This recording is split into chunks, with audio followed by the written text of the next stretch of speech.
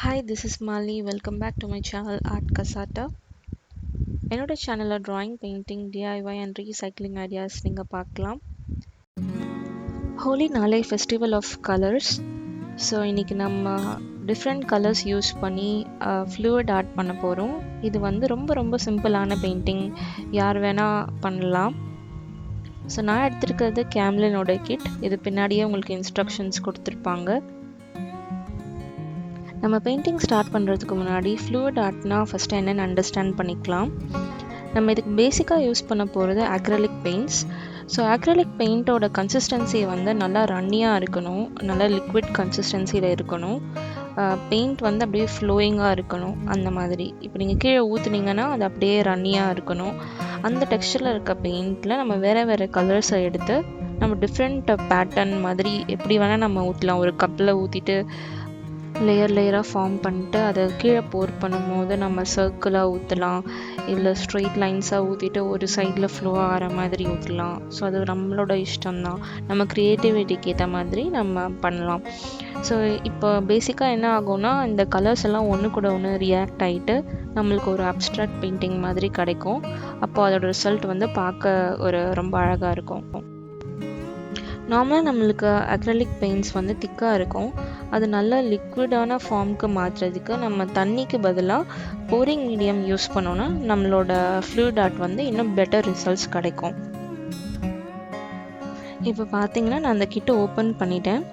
இதில் வந்து நம்மளுக்கு 4 கலர்ஸ் கொடுத்துருக்காங்க அண்ட் ஒரு ஏப்ரன் கொடுத்துருக்காங்க. ஏப்ரன் எனக்கு இப்போ தேவைப்படாது, ஸோ நான் எடுத்து வச்சிட்டேன். ஸோ இந்த 4 கலர்ஸ் நம்ம கொடுத்துருக்காங்க, pink, red, orange and purple. இதில் ஒரு நல்ல அட்வான்டேஜ் என்னென்னா, இதில் ஆல்ரெடி நம்மளுக்கு போரிங் மீடியம் மிக்ஸ் பண்ணிட்டு நல்ல ஃப்ளூயிடான கன்சிஸ்டன்சியில் தான் இருக்குது. ஸோ நம்ம தனியாக ஒரு கப்பை எடுத்துகிட்டு நம்ம பெயிண்ட் மிக்ஸ் பண்ணிவிட்டு டைம் வேஸ்ட் பண்ண தேவையில்ல, ஸ்ட்ரைட்டாக நம்ம பெயிண்டிங் ஸ்டார்ட் பண்ணிடலாம். இந்த கிட்டில் வந்து டிஸ்அட்வான்டேஜ் அப்படின்னு பார்த்தீங்கன்னா, ஃப்ளூயிட் ஆர்ட்டில் செல் ஃபார்மேஷனுக்கு சிலிக்கான் ஆயில் யூஸ் பண்ணுவாங்க. அது மட்டும் இதில் இன்க்ளூட் பண்ணல. அது இன்க்ளூட் பண்ணியிருந்தாங்கன்னா இது வந்து ஒரு பெஸ்ட் பேக்கேஜ் அப்படின்னு சொல்லுவேன்.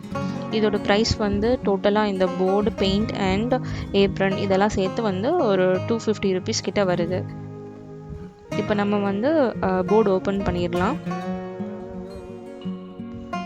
ஃப்ளூயிட் ஆர்ட் வந்து நீங்கள் ஒரு பெரிய போர்டில் பண்ண போகிறீங்க, அப்படி இல்லைன்னா நான் ஒரு 2-3 பீஸ் பண்ண போகிறேன் அப்படின்னா நீங்கள் வந்து தனித்தனியாக silicon oil, boring medium, paint அப்படின்னு நீங்கள் இன்வெஸ்ட் பண்ணலாம்.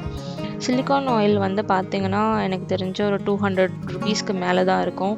சிமிலர்லி போரிங் மீடியம் கூட 300+ தான் வரும் ஒரு சின்ன பாட்டிலே. அண்ட் ப்ளஸ் நீங்கள் பெயிண்ட் அப்படி இப்படின்னு இன்வெஸ்ட் பண்ணிங்கன்னா எனக்கு தெரிஞ்ச ஒரு 1000 ருபீஸ் ஆகிடும்.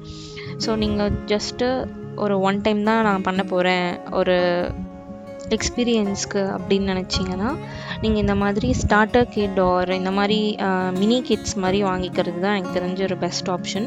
இதே மாதிரி ஃபெவிக்ரில்லையும் வரும், ஃபெவிக்ரில் அக்ரலிக் போரிங் கிட் அப்படின்னு வரும். அதுவுமே இதே ரேஞ்சில் தான் இருக்கும். அதில் உங்களுக்கு வெறும் போர்டு மட்டும் இருக்காது, பட் உங்களுக்கு பெயிண்ட் அண்ட் போரிங் மீடியம், அதுக்கப்புறம் சிலிக்கான் ஆயில் தனித்தனியாக செப்பரேட்டாக வரும். போர்டு மட்டும் நீங்கள் வாங்கிக்கிற மாதிரி இருக்கும். ப்ரைஸ் ரேஞ்ச் வந்து இதே ஒரு 250-300 ரேஞ்சில் தான் உங்களுக்கு வரும்.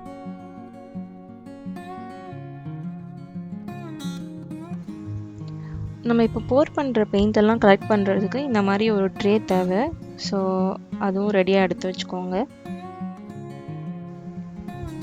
நம்ம டேபிள் வந்து டேமேஜ் ஆகாமல் இருக்கிறதுக்கு நான் டைனிங் மேட்ஸ் போட்டுக்கிறேன்.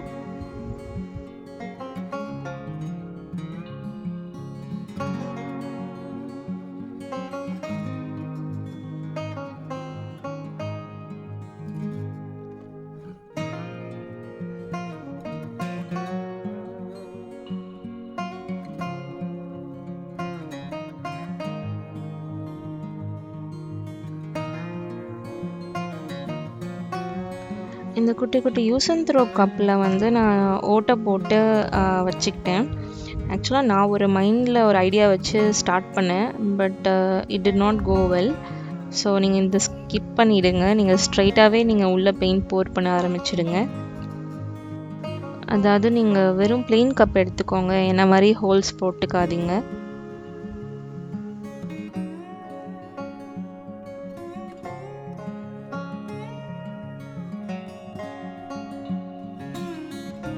போர் பண்ணுறது வந்து நம்மளோட சாய்ஸ் தான். நான் வந்து ஃபஸ்ட்டு பர்பிள் சூஸ் பண்ணிக்கிட்டேன், ஒரு பேஸ் கோட் மாதிரி கொடுத்துக்கிட்டேன். அதுக்கு மேலே அந்த ஓட்டை போட்ட கப்பில் வந்துட்டு நான் உள்ளே பெயிண்ட் ஊற்றும் போது அழகாக கீழே ஃப்ளோ ஆகும் அப்படின்னு நான் எக்ஸ்பெக்ட் பண்ணேன். பட் நான் நினச்ச அளவுக்கு இது ஃப்ளோயாக இல்லை, கொஞ்சம் திக்காக தான் இருந்துச்சு.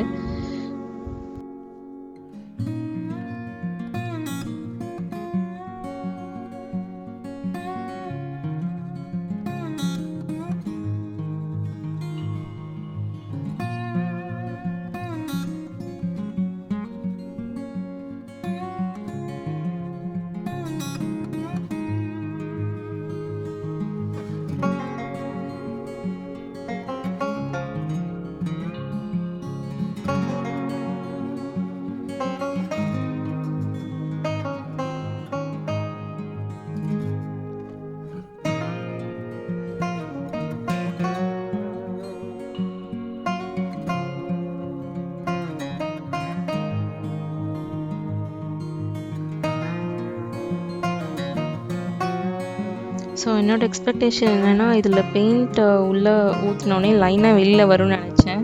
பட் நான் என்ன தட்டினாலும் அது அந்தளவுக்கு ஃப்ளோயாக இல்லை. So it is all about experimenting. So சில டைம் நம்மளுக்கு சக்ஸஸ் ஆகலாம், சில டைம் ஃபெயில் ஆகலாம். It's all in the game. So நம்ம ஒரு மிஸ்டேக் பண்ணாலும் அதை எப்படி கரெக்ட் பண்ணணும் அப்படின்னு நமக்கு தெரிஞ்சிருக்கணும். ஸோ நான் அப்படியே அது மேலே கண்டினியூ பண்ண ஆரம்பிச்சிட்டேன்.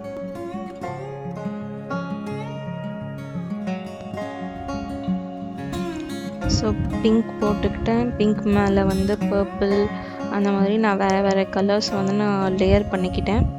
லேயர் பண்ணிட்டு நான் அப்படியே கீழே வந்து போர் பண்ண போகிறேன்.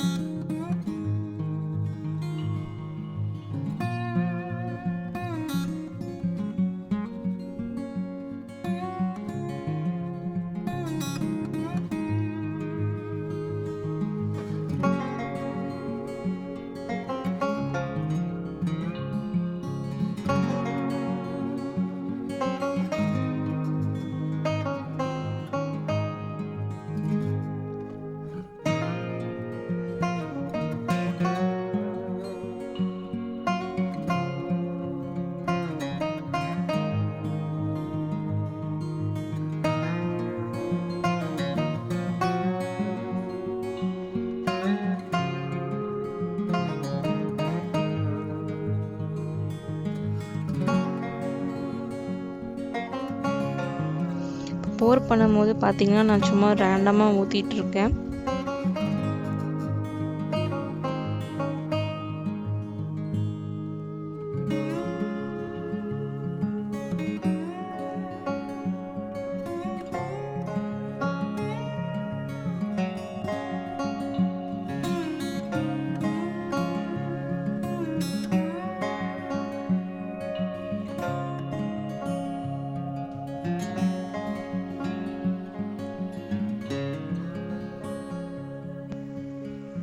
ஆக்சுவலாக பெயிண்ட் வந்து நல்லா தாராளமாக ஊற்றணும். அப்போ தான் நம்ம வந்து இப்படி ஷேக் பண்ணும்போது பெயிண்ட் நல்லா எல்லா சைடும் ஓடும்.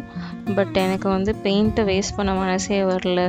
ஸோ நான் கொஞ்சம் பார்த்து தான் யூஸ் பண்ணேன். நான் கொஞ்சம் கொஞ்சமாக எங்கெங்கெல்லாம் கேப்ஸ் இருக்கோ அதை எப்படி கவர் பண்ணலாம் அப்படின்னு சொல்லிட்டு அந்தந்த கேப்ஸில் மட்டும் நான் பெயிண்ட் போர் பண்ணிக்கிட்டேன்.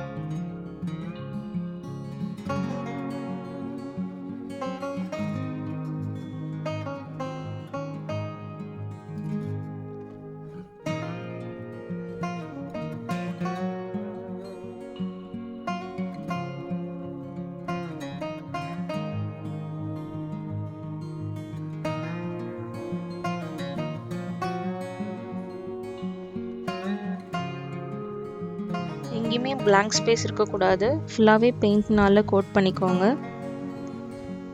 இன்கேஸ் நீங்கள் என்ன தட்டினாலும் அந்த இடத்துல பெயிண்ட் பட மாட்டேங்குது, ஒரு டைனி கேப்ஸ் மாதிரி இருக்குது அப்படின்னா நீங்கள் ஃபிங்கரை வச்சு சும்மா டச் பண்ணிங்கனாலே அந்த இடம் ஃபில் ஆகிடும்.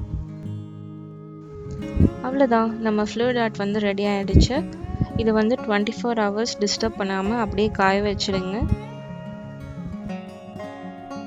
ஹோப் இந்த வீடியோ உங்களுக்கு பிடிச்சிருக்குன்னு நினைக்கிறேன். அப்படி பிடிச்சிருந்துச்சுன்னா கண்டிப்பாக லைக் பண்ணுங்கள், ஷேர் பண்ணுங்கள், மறக்காமல் சப்ஸ்கிரைப் பண்ணுங்கள். தேங்க்யூ.